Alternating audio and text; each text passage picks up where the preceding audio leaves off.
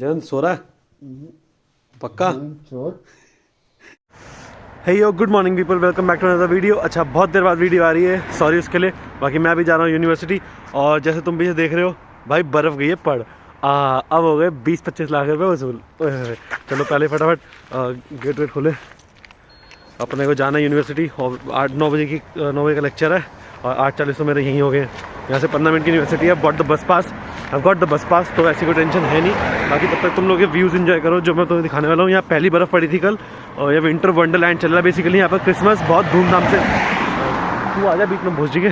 तो क्या नाम है, विंटर वंडरलैंड यहाँ पर चालू हो चुका है। विंटर वंडरलैंड मतलब हमारे यहाँ का दिवाली मेले की तरह यहाँ पर क्रिसमस बहुत बड़ा लेवल पे मनाया जाता है। ठीक है, तो चलो तुम उसके व्यूज़ एंजॉय करो तक। बाकी मैं यूनिवर्सिटी जाता हूँ, वहाँ से फ्री होता हूँ, उसके बाद बैठ के बात करते हैं। ठीक है, बाय बाय।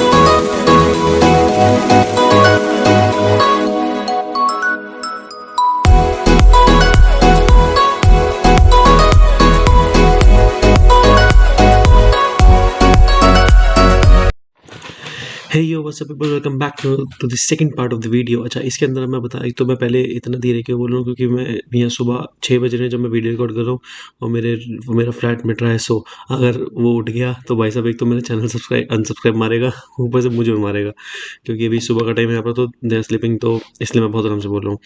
तो आज की वीडियो का सेकंड पार्ट जो है, सबसे पहले आपने देख लिया कि स्नो पड़ गई, बहुत सुंदर हो गए और गजब से ठंड हो रही है। अब यहाँ पर हीटर वगैरह ऑन हो गए, दोबारा बताऊंगा यहाँ पर हीटर्स वगैरह का क्या सिस्टम है।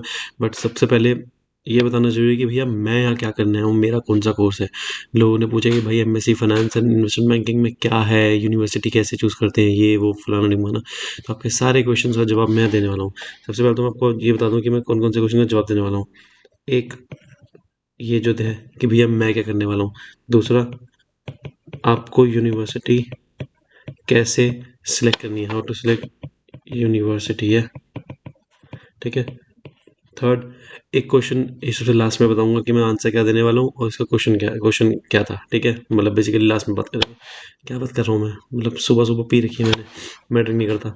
अच्छा चलो फटाफट चालू करते हैं। भाई मेरी यूनिवर्सिटी कौन सी है, नॉटिंघम ट्रेंट यूनिवर्सिटी, NTU। ठीक है, इसकी TEF TRF रैंकिंग गोल्ड है, रसल ग्रुप के पार्ट नहीं है ये। ठीक है, जब मैंने आप मेरे इंस्टाग्राम रील्स देखोगे तो वहाँ पर लिखा है कि कैसे यूनिवर्सिटी सिलेक्ट करनी चाहिए। तो वहाँ पर मैंने आपको बताया था कि सबसे पहले आप एक लिस्ट बनाओ, TEF TRF ranking gold. UK में TEF TRF रैंकिंग होती है। द थिंग इज जो दूसरे ग्लोबल रैंकिंग है वो थोड़े बायस्ड होते हैं। ठीक है, लेकिन ये TEF TRF रैंकिंग यहाँ की गवर्नमेंट देती है, तो हमारी यूनिवर्सिटी को पिछले 3 साल से गोल्ड मिल रहा है। ऐसे ही जो UON है, यूनिवर्सिटी ऑफ नॉटिंघम, उसको भी गोल्ड ही है और वो रसल ग्रुप का पार्ट है। पर मेरी NTU है क्योंकि UON इज़ एक्सपेंसिव, तो मेरी NTU है, नॉटिंघम ट्रेंट यूनिवर्सिटी। हमारी TRF रैंकिंग गोल्ड है और मैं रसल ग्रुप का पार्ट नहीं है। ठीक है, और जो मेरा कोर्स क्या है भाई, NBS है, Nottingham business school. NBS that is Nottingham business school. Nottingham Trent university के अंडर नॉटिंघम बिजनेस स्कूल है, उसके अंदर मैं कर रहा हूँ masters in finance and investment banking. ठीक है, मेरा ये टॉट है। मास्टर्स दो तरीके की होती हैं, रिसर्च और टॉट। मेरा टॉट मतलब मेरे लेक्चर्स लगते हैं, मुझे पढ़ाया जाता है। रिसर्च होता है कि हमें टॉपिक दिया जाता है कि आप खुद बैठ के इसके बारे में पढ़ो और थीसिस वगैरह लिखो। तो ये मेरा 1 साल का कोर्स है। आप 2 साल का भी ले सकते हो, 1 साल का प्लेसमेंट ईयर ऐड करा के, लेकिन इसके अंदर रिस्पॉन्सिबिलिटी आपकी खुद की होती है कि आपको प्लेसमेंट अपने कोर्स खत्म होने से पहले पहले ढूंढनी है, वरना जो आपका 2 साल का कोर्स है उसको 1 साल में कन्वर्ट कर दिया जाता है। ठीक है, ऐसे। मेरा 1 साल का कोर्स है, मैंने प्लेसमेंट ईयर नहीं लिया, मैं खुद मेरे पास क्योंकि +2 इयर्स का PSW है, तो मैं अपना क्या नाम है इस टाइम पे ढूँढूँगा, ठीक है। अब आ जाओ मेरे सब्जेक्ट्स क्या क्या है, मेरे मॉड्यूल्स क्या क्या हैं। मेरा कोर्स बहुत इंटरेस्टिंग है। बेसिकली मैंने जो इन्वेस्टमेंट बैंकिंग पोर्शन है ये अपने पर्सनल उसके लिए लिया है कि मैं इसको मतलब अपने पर्सनल, क्योंकि मैं एक शेयर मार्केट में थोड़ा हूँ, तो मेरे को ये अपने लिए लिया। बाकी मेरा जो मेन मेरा एम्प्लॉयबिलिटी स्किल्स है सारी ये फाइनेंस के लिए है, ठीक है। अब आ जाओ, सबसे पहले हमें पढ़ाया गया था मॉड्यूल 1 ग्लोबल फाइनेंशियल मार्केट्स। अब ग्लोबल फाइनेंशियल मार्केट्स के अंदर हमें पढ़ाया गया कि अबाउट मतलब बेसिकली सारी स्टॉक मार्केट्स, सारे कैपिटल मार्केट, बॉन्ड मार्केट्स, कैसे कैसे आपका क्या नाम है चीज़ें काम करती हैं, यील्ड कर्व्स की, इंटरेस्ट रेट्स वगैरह कैसे कैसे काम करते हैं, कि अगर शॉर्ट टर्म में इंटरेस्ट रेट्स वगैरह अगर डाउन है तो लॉन्ग टर्म में इन्वेस्टर्स की क्या एक्सपेक्टेशंस हो सकती हैं। और उसके बाद आपका इंटरेस्ट एंड डेट कैलकुलेशन की कैसे थिंग्स वर्क करती हैं अलग अलग फाइनेंशियल मार्केट्स के अंदर, ठीक है। अच्छा, इसका जो एग्ज़ाम था वो 100% ऑनलाइन एग्ज़ाम हुआ था। 100% एग्ज़ाम था, बेसिकली हमारा कोई इसमें असाइनमेंट नहीं था। ऑनलाइन एग्ज़ाम हुआ था, ओपन बुक हुआ था, और ये मैंने घर बैठ के एग्ज़ाम दिया था। तो समझ जाओ एग्ज़ाम कैसे दिया होगा, ठीक है। उसके बाद नहीं, मैंने पढ़ के दिया था, टेंशन ना लो, मेरी मेरी डिस्टिंक्शन आई है। Distinction is like the top that you can score, okay. उसके बाद इसमें बुक कौन सी हमें दी गई थी, बेसिकली बुक दी नहीं गई थी, बुक हमें रेफर की गई थी, बुक हमें लेनी पड़ती हैं। और भाई किताबें बहुत महंगी आती हैं, 8-8 हज़ार रुपये की किताबें यहाँ पर। जैसे एक सेकेंड मत खाया कर जाए इतना। ये है जैसे ग्लोबल फाइनेंशियल मार्केट से GFM की किताबें मेरी ये आई थी 8 हज़ार रुपये की, बेसिकली 80-85 पाउंड के आसपास की। तो यस, ये था हमारा ग्लोबल फाइनेंशियल मार्केट्स, ठीक है। अब इसके बाद जो हमें पढ़ाया गया वो पढ़ाया गया फाइनेंशियल स्टेटमेंट एनालिसिस, हमारा मॉड्यूल 2। बेसिकली इसके अंदर हमारा रेशियो एनालिसिस वगैरह इसके अंदर होता है कि कम आप और वर्टिकल और हॉरिजॉन्टल कंपैरिजन करते हो। वर्टिकल हॉरिजॉन्टल कंपैरिजन जिनका फाइनेंस बैकग्राउंड है वो समझ गए होंगे, जिनका नहीं है सिंपल सा है कि कंपनी का अपने अंडर और कंपनी का दूसरी कंपनी के साथ, ठीक है। ये वर्टिकल और हॉरिजॉन्टल होते हैं। और इसके अंदर हमें ये बताया कि मतलब फाइनेंशियल स्टेटमेंट्स को पढ़ा कैसे जाता है, ठीक है। बहुत इंटरेस्टिंग सब्जेक्ट था। इसके अंदर जो हमारे एग्जाम हुए थे वो हुए थे 40+60, 40% था हमारा क्लास टेस्ट, जो वही ऑनलाइन हुआ था। क्या नाम है, वन लाइनर था, बेसिकली 2-2 मार्क्स के क्वेश्चन थे, और हमारे घर से हुआ था, और ओपन बुक एग्जाम था अगेन। उसके बाद 60% मार्किंग, मतलब अगर 100 मार्क्स के पूरे आपको मार्क्स मिलने तो उसमें से 40 आएंगे इसमें से, जो हमारा ये क्लास टेस्ट था। 60 मार्क्स आएंगे इसमें से, 60 में से मतलब मार्किंग की जाएगी हमारी रिपोर्ट में से। बेसिकली एक एक कंपनी आपको असाइन हो जाती है यूके की ऑब्वियसली लंदन स्टॉक एक्सचेंज पे जो लिस्ट हुई हो, उसको आपको कंपनी का रेशियो एनालिसिस करके देना है, और आपको बताना है कि अगर आप एक इन्वेस्टमेंट बैंकर हो तो क्या आपको उसके अंदर इन्वेस्ट करना चाहिए या नहीं, ठीक है। ये मैंने अपनी करके सबमिट कर चुका हूँ, इसके अभी मार्क्स आने हैं। अच्छा, इसके अंदर जो मैं बुक पढ़ाई गई थी वो पढ़ाई गई थी CFA की, जो CFA professional chartered financial analyst हैं, उनके लेवल 1 के अंदर भी हमारा ये सेम सब्जेक्ट है। तो उसकी मैं बुक पढ़ाई गई थी। बेसिकली पढ़ाया कुछ नहीं जाता, आपको खुद ही पढ़ना पड़ता है। यहाँ पर यूके का थोड़ा स्टडी सिस्टम अलग है, और इसके ऊपर पूरी वीडियो स्टडी सिस्टम की यूके की अभी अगली वीडियो वही बनाऊंगा, क्योंकि मैंने देख लिया कि किसी के पास वो वीडियो नहीं है, ठीक है। अब अगला जो थर्ड हमारा सब्जेक्ट है वो है कॉरपोरेट फाइनेंस। अब ये है सबसे वास्ट, जो बेसिकली MSc फाइनेंस जो होता है, MSc फाइनेंस, वो ये होता है, कॉरपोरेट फाइनेंस पढ़ाया जाता है, ठीक है। तो अब ये है द मोस्ट वास्ट सब्जेक्ट, ठीक है। इसके अंदर में lots of practical exam, lots of practical है। इसकी बुक 12,000 रुपये की आई है, 120 पाउंड की, ठीक है। इसके अंदर में कॉन्सेप्ट क्या क्या पढ़ाए जा रहे हैं, जैसे capital asset pricing model, portfolio management, portfolio risk management, कि आपको अगर पोर्टफोलियो आपका है तो उसमें आप सिस्टमैटिक रिस्क अनसिस्टमैटिक रिस्क कम कैसे कर सकते हो, सिस्टमैटिक रिस्क क्या होता है, अनसिस्टमैटिक क्या होता है, आपकी वैल्यूएशंस हो गए, आपका मतलब बेसिकली इन्वेस्टमेंट अप्रेजल्स हो गए। इन्वेस्टमेंट अप्रेजल का मतलब होता है कि अगर आपके पास आपको एक ऑप्शन दिया जाए कि भैया आपको एक नई फैक्ट्री डालनी है, तो क्या आप पिछली फैक्ट्री को ही बढ़ाना चाहोगे या फिर नई जगह पर नई फैक्ट्री डालना चाहोगे, ठीक है। इसमें बेसिकली बहुत सारी चीज़ें होती हैं कि आपको डिस्काउंटेड DCF टेक्निक्स वगैरह लगानी पड़ती हैं। तो ये सारा हमें कॉर्पोरेट फाइनेंस में पढ़ा जाता है। और इसका एग्ज़ाम कैसे होगा, 100% असाइनमेंट। इसका हमें कंपनी साइन हो गई है, मेरी कंपनी टेटन लिल PLC करके कोई है, उसका मेरे को रिपोर्ट बनानी पड़ेगी पूरा उसके ऊपर, ठीक है। उसके ऊपर ये सारे हमारे कुछ केस स्टडी में दी जाएगी कि भैया ऐसे ऐसे कंपनी इसने ये असाइनमेंट ये सोच रही है करने का, तो बताओ क्या कैसे मतलब क्या ये फिजिबल है करने को नहीं, ठीक है। अब इसके अंदर बुक हमें कौन सी दी गई, एक CFM आती है, corporate financial management by Glenn Arnold, वो बुक दी गई थी। ये अलग से बुक्स भाई बहुत महंगी महंगी किताबें, ये 9,000 रुपये की किताब है। बुक्स आपको लेने के लिए कोई नहीं कहता, लाइब्रेरी में आपको लोन पे मिल जाती है। वो तो मेरे को खुजली है क्योंकि मुझे किताबें चाहिए होती हैं हाईलाइट वाईलाइट करने के लिए। जब तक मैं किताब का गंद नहीं बचा देता ना, अब आप खुद देख सकते हो यहाँ पर कैसे अलग अलग रंगों से मैंने बना रखा है रंगोली सी। तो ये जब तक ऐसा नहीं होता तब तक मुझे मज़ा नहीं आता, तभी मैंने किताबें खरीदी हैं, ठीक है। वरना ई पी डी एफ्स आपको यूनिवर्सिटी से मिल जाती हैं, यूनिवर्सिटी के ही एप्लीकेशन के अंदर वो पी डी एफ चलती हैं, आप वहाँ से भी पढ़ सकते हो, कोई ज़रूरी नहीं है किताबें खरीदने की, फ्री में मिल जाती हैं। अब इसके बाद जो हमें पढ़ाया जाएगा, क्योंकि अभी मैं दिसंबर में हूँ तो ये हमारा फरवरी के आसपास चालू होगा, ठीक है। अच्छा, एक चीज़ और बतानी भूल गया कि जितने भी मॉड्यूल्स होते हैं इन सबकी डेडलाइंस होती हैं, ठीक है। ये आपको असाइनमेंट कब सबमिट करना है उसके बाद ही क्या नाम है अगले असाइनमेंट की बारी आती है। अब अगला सब्जेक्ट जो हमें पढ़ाया जाएगा वो है वैल्यूएशंस ऑफ इन्वेस्टमेंट प्रोडक्ट। ये भी एक सबसे मोस्ट इंपॉर्टेंट है, जिसके लिए मैंने मतलब मैं चाह रहा था इसे पढ़ना। वे रुक, एक मिनट, फ्लेक्स कर लेने दो यार। ये एक वो सब्जेक्ट है जिसके लिए मैं, अबे गोल चल छोड़ यार। हाँ, ये एक सब्जेक्ट है जो मुझे पर्सनली बहुत पसंद है, जो आने वाला है, क्योंकि मेरे को शेयर मार्केट का थोड़ा है। तो वैल्यूएशंस ऑफ इन्वेस्टमेंट प्रोडक्ट्स, इसके अंदर basically discounted cash flow techniques वगैरह लगाकर जो हमारे अलग अलग इन्वेस्टमेंट प्रोडक्ट्स हैं, ऑप्शंस, फ्यूचर्स, इक्विटी, स्टॉक, दुनिया भर के एल एल। एल एल क्या है? एल एंड एल, ये जितने भी एडल्ट हैं समझ गए होंगे, और जितने भी दिल्ली के हैं वो तो जो क्या बन गया, एल एंड एल। नीचे कमेंट सेक्शन में बताना है एल और एल क्या होता है। ये पंजाबी जितने होंगे, दिल्ली के जितने होंगे, अडल्ट जितने होंगे, समझ गए होंगे कि एल एल कब बोला जाता है, ठीक है। तो उन सबकी वैल्यूएशंस करना कि कैसे वैल्यूएशन करा जाता है। अच्छा, वैल्यूएशंस यहाँ पर एक छोटा सी समरी, दो तरीके की होती है। एक जो स्टॉक मार्केट में की जाती है फ्यूचर एक्सपेक्टेशन के साथ, एक जो करंट किताबें देख के करी जाती है। तो यहाँ पर करंट किताबें देख के करा जाएगा कि डिस्काउंटेड कैश फ्लोज लगा के, क्योंकि मार्केट की जो प्राइसिंग होती है वो ऊपर सी एफ एम वगैरह में आ जाती है, ठीक है। अब इसका एग्जाम कैसे होगा भाई? 100% असाइनमेंट। एक कंपनी यहाँ भी असाइन हो जाएगी, हमें बताया जाएगा भैया इस कंपनी के शेयर ऐसे ऐसे ऐसे चल रहे हैं, तो क्या बताओ इनकी क्या एक्चुअल बाइंग रेट होना चाहिए कंपनी की बुक्स के हिसाब से, ठीक है। उसके बाद हमें पढ़ाया जाएगा जो बेसिकली इन्वेस्टमेंट बैंकिंग का एक कोर पार्ट है, दैट इज डेरिवेटिव्स। अब डेरिवेटिव्स क्या होते हैं भाई? डेरिवेटिव्स की अगर बुकिश लैंग्वेज डेफिनेशन बताऊं तो derivatives are the like securities that gains value from the underlying asset, ठीक है। जिनका फाइनेंस बैकग्राउंड है उन्हें समझ आ गया होगा, जिनका नहीं है उनका सिंपल सी बात है भाई।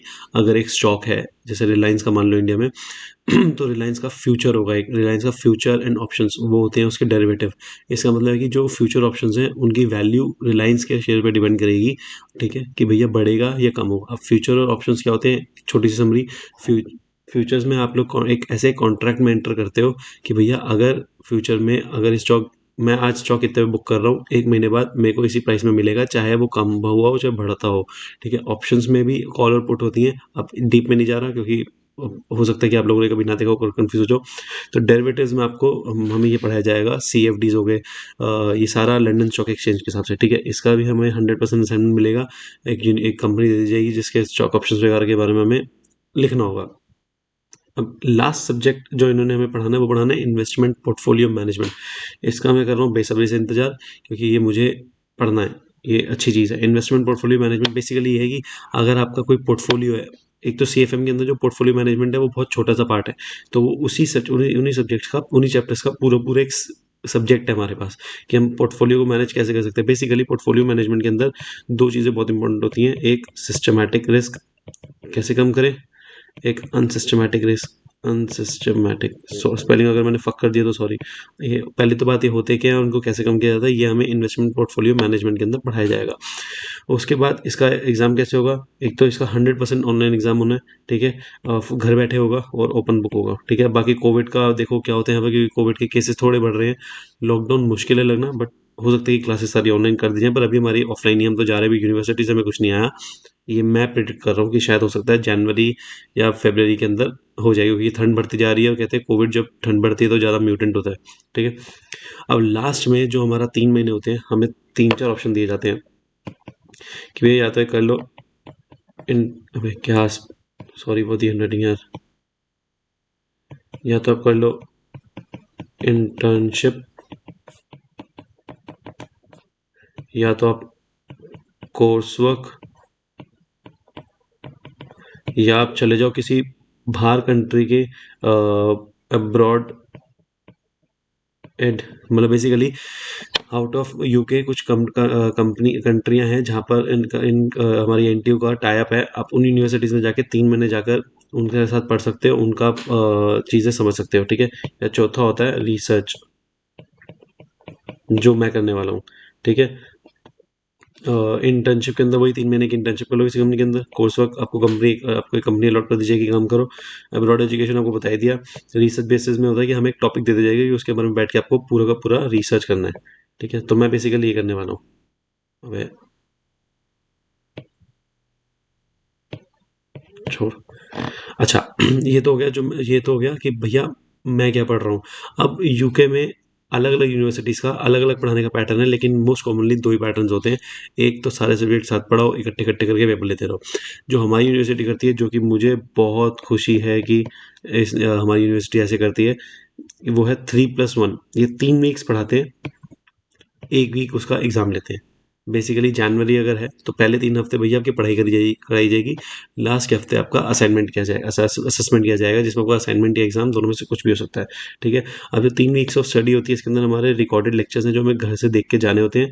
उसके बाद हफ्ते में 2 दिन हमारी यूनिवर्सिटी लगती है, जिसके अंदर हमें वर्कशॉप्स होती हैं। वर्कशॉप बेसिकली जो भी आपने लेक्चर्स पढ़े हैं, जो भी आपके सब्जेक्ट हैं, उसके आपको क्वेश्चन दिए जाते हैं, ठीक है। आपको क्लास में बैठ के उन्हें सॉल्व करने पड़ते हैं। टीचर सामने होता है, टीचर थोड़ी बहुत समरी देता है, टीचर आपसे डिस्कस करता है, बहुत इंटरेस्टिंग सेशंस होते हैं, ठीक है। उसके बाद हफ्ते में कई सारे हमारे क्वेरी सेशंस होते हैं जो ऑनलाइन हमारे माइक्रोसॉफ्ट टीम्स पे चलते हैं। आप यूनिवर्सिटी में टीचर के साथ भी अपनी क्लास बुक कर सकते हो। अगर टीचर क्लास ना बुक करे तो अब मैं यहाँ पर एक बहुत बड़ी चीज़, एक कोर्स रेप करके एक बंदा होता है, बड़ा मस्त बंदा होता है। ओह क्या मस्त बंदा होता है। मैं अपने कोर्स का मैं हूँ। मैं अपने कोर्स का कोर्स रेप इलेक्ट हूँ, इलेक्शन जीता था मैं। जितने वीडियो देख रहे हो उन्हें पता है कितना मुश्किल इलेक्शन था मेरा। मतलब इतने लोग खड़े हुए थे ना, इतने लोग, मैं इकलौता जीता था। मतलब कितने लोग खड़े थे, एक मैं इकलौता खड़ा हुआ था, इकलौता जीत गया। तुम्हारे भाई को देख के किसी में दम ही नहीं हुआ कि खड़ा हो सके। खैर छोड़ो। तो स्टडी पैटर्न समझ आ गया, 3+1 वीक का चलता है। उसके बाद हमारी यूनिवर्सिटी में अदर एक्टिविटीज़, जैसे एक तो हो गया अच्छा कोर्स मैंने आपको बता दिया मैं क्या कर रहा हूँ। अब ये आ गया मेरी यूनिवर्सिटी में और क्या क्या होता है, ठीक है।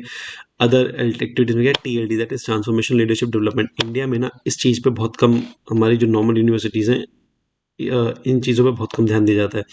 IIMs वगैरह में जाओगे तो आपको मिलेगा, लेकिन यहाँ पर आपको हर कोर्स में मिलेगा। TLD में क्या होता है, बेसिकली आपको सॉफ्ट स्किल्स वगैरह जो होती है ना, कि जैसे आप मतलब मैनेजमेंट कैसे करोगे, ये सब हमें TLD में डेवलपमेंट किया जाती है।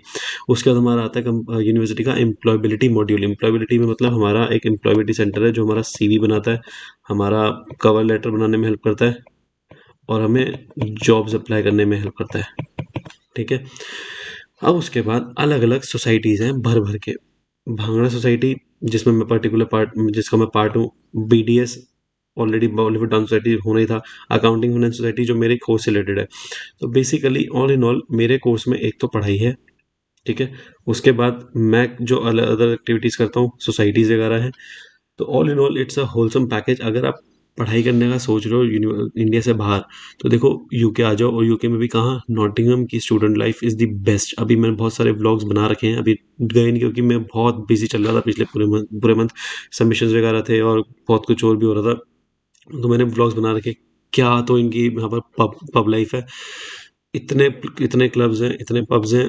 पार्टी ज़्यादा मैं 1-2 में गया हूँ, क्योंकि मैं ज़्यादा पार्टी करना अभी, जब तक मास्टर्स कंप्लीट नहीं होती तब तक मैंने कसम खा रखी कोई ज़्यादा पार्टी नहीं करनी। कोई रीज़न होता है, जैसे फ्रेंड का बर्थडे था तब चले गए, अपना बर्थडे था तब चले गए।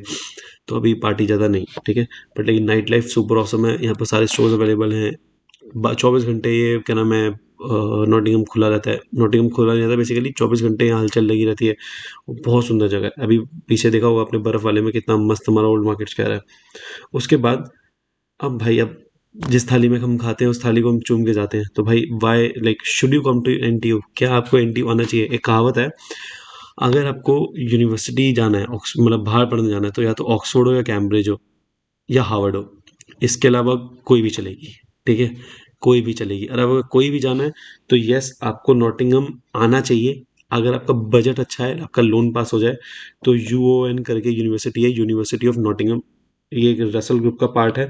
इसकी भी TEF TRF रैंकिंग गोल्ड है, ठीक है।